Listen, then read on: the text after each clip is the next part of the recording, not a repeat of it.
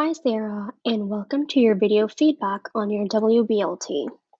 First and foremost, I wanted to tell you that this is a great choice that you have picked in order for students to learn through this online web-based learning tool. I personally like using Edmodo, and I have used it in the past for middle school students, and it has been very effective. First, I'll start off with all the positive aspects of your WBLT. You have created the ability for students to write comments under each of your subsections or submodule sections. This is a great way for you as the teacher to understand where the student stands in their learning and or if they have any questions. Moreover, students are also able to look at other peers that have written a question or a comment and may be able to bounce ideas off of each other. More importantly, you can reply or add to the comment whenever needed. I really like how you have laid out the usage of deadlines for each of the assignments that you have allotted in this particular WBLT.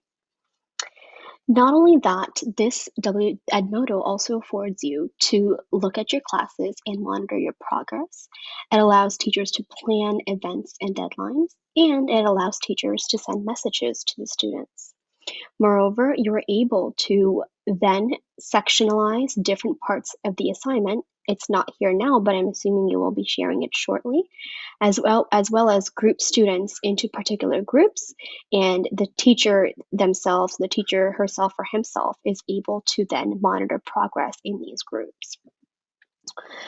Now, moving on to the points of improvement, I wanted to first point out the fact that your introductory WBLT is found in the middle of your the middle of your homepage, rather than it being at the top where it is easily accessible or seen right away by the students. Moreover, it says that this WBLT is intended for fifth grade students for social studies. However, the intended audience here showcases middle school and high school learners in Indigenous communities. Another aspect I would suggest is to avoid scrolling so that students are able to access information and understand the workflow in a concise and meaningful manner. Starting off, this particular assignment is the first one that they have to complete. One thing I wanted to point out is that students are expected to build a MindMeister identity map, which is great. However, there's no link or demonstration as to how they would go about doing that. And considering that they are at a grade 5 level, it will be greatly beneficial if they were given an example to follow. It also states that they are assigned required readings, guidance videos, rubrics, and tutorials to post their map to the shareable link in the discussion board. However, there is no guidance videos or rubrics provided for the students to go through. For instance, in your second portion, which is due on the 4th, you are also expecting students to write a maximum 250-word length ethnographic description of their chosen place, which is connected with their identity map. At a grade 5 level, I believe they should be able to follow a demonstration or example to set themselves or compare themselves to the expectations. I like how you have the option of opening it where students can then create or even attach their assignment and submit it. Your creation also allows for the affordances of a Word document, a PowerPoint presentation, and even an Excel sheet.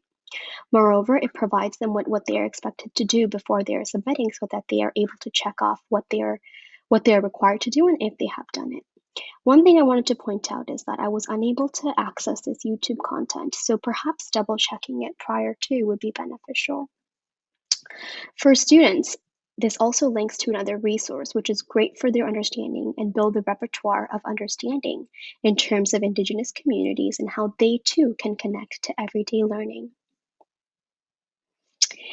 One thing else that I wanted to point out is that it may be a little bit cognitively overwhelming for students as there is a lot of information that is provided on this one page.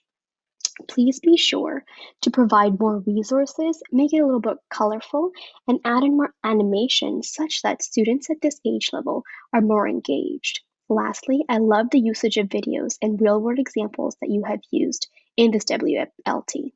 Overall, good job, but there are room for improvement. Thank you.